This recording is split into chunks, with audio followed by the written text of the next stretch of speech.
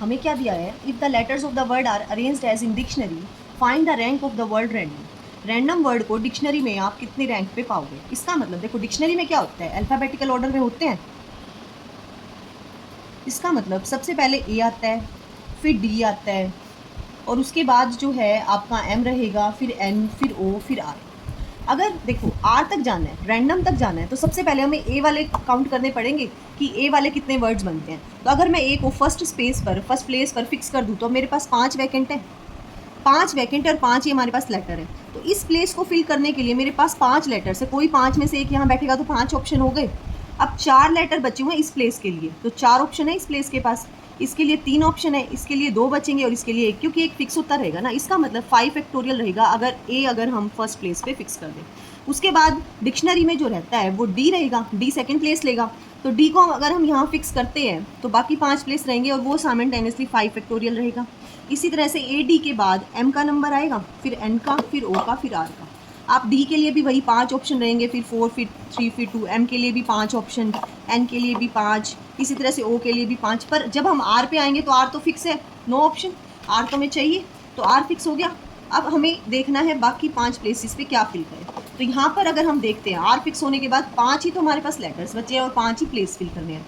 तो according to the dictionary यहाँ पर आना चाहिए ए, और ए हमारा फर्स्ट प्लेस पे, ये उससे पहले कोई वर्ड बन ही नहीं रहा, तो आर ए 0 फैक्टोरियल रहेगा ए को फिक्स करने के लिए। तो आर ए हमारा फिक्स हो चुका है। अब हमारे पास 4 वैकेंट प्लेसेस है जिनको हमें फिल करना है। 4 वैकेंट प्लेस फिल करने के लिए डी, एम, एन, ओ, ये 4 ऑप्शन है। तो अकॉर्डिंग टू द डिक्शनरी यहाँ पर आना चाहिए डी।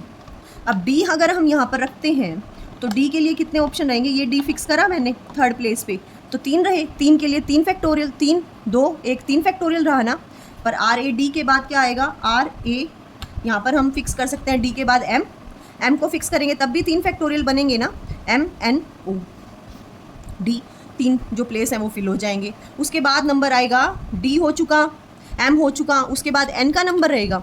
तो एन आया तो हमारा काम बन गया। एन तो हमें चाहिए ना, तो इससे आगे हमें जाने की ज़रूरत नहीं। आर ए एन, रैन तो हमें चाहिए था, तो रैन के अकॉर्डिंग ये फिक्स हो गया। अब हमें 3 प्लेस को फिल करना है और हमारे पास बचा कौन कौन है, डी बचा है, एम बचा है, ओ बचा है। अकॉर्डिंग टू द डिक्शनरी यहाँ पर आना चाहिए जो सबसे प्रीफ्रेंस में पहले रहेगा। अल्फ़ाबेटिकल ऑर्डर में डी का 4th पोजीशन है ना, तो यहाँ पर एम का पोजीशन और ओ का पोजीशन डी के बाद रहेगा, तो हम यहाँ पे डी रखेंगे तो 0 फैक्टोरियल हुए ना, चेंज ही नहीं होगा। अब बचे 2 ऑप्शन, 2 ऑप्शन में से यहाँ पर आना चाहिए पहले according to the dictionary M I या ओ। एम आना चाहिए डिक्शनरी में पहले, तो एम को लेंगे तो 1 फैक्टोरियल बेस बढ़ गए ना। उसके बाद जब हम देखेंगे आर ए एन डी, उसके बाद एम आ रहा था, एम का 1 फैक्टोरियल हमने ले लिया। अब ये स्पेस जो है फ्री हो गया, यहाँ पर ओ आएगा। अब ओ की टर्न है, ओ की टर्न आया तो 1 प्लेस बच गया। इस प्लेस को फिल करने के लिए हमारे पास एक ही ऑप्शन बचा एम, वो हम फिल करेंगे, उसके लिए भी 1 वेज हो गया या 1 फैक्टोरियल हम कह दें।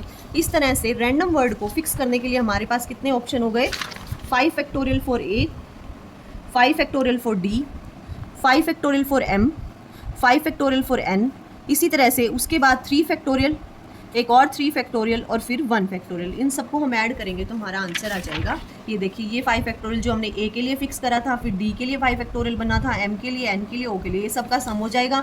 यहाँ पर एन लाने के लिए पहले डी रखना पड़ा था, डी वाले वर्ड काउंट करे, फिर एम वाले वर्ड काउंट करे, जब जाकर एन का नंबर आया था। तो ये सारे टोटल हो गए। फिर हमने देखा डी आ रहा है और डी का ही नंबर चाहिए था, तो हमें दिक्कत नहीं हुई, इसमें 0 फैक्टोरियल हो गया। अगली बार 2 ऑप्शन बचे एम और ओ, तो एम का ऑप्शन आ रहा था, अब एम तो हमें चाहिए नहीं था, तो एक बेस और बढ़ा हमारा। उसके बाद ओ की बारी आई, ओ की बारी लेके फिर लास्ट में 1 बचा एम, फिर एम फैक्टोरियल तो फिक्स हो गया, उसके लिए कोई बेस नहीं हुए, तो 1 उसके लिए काउंट करा। तो इस तरह से टोटल जो बेस हमारे आ रहे हैं वो 614 हो जाएंगे आफ्टर कैलकुलेशन।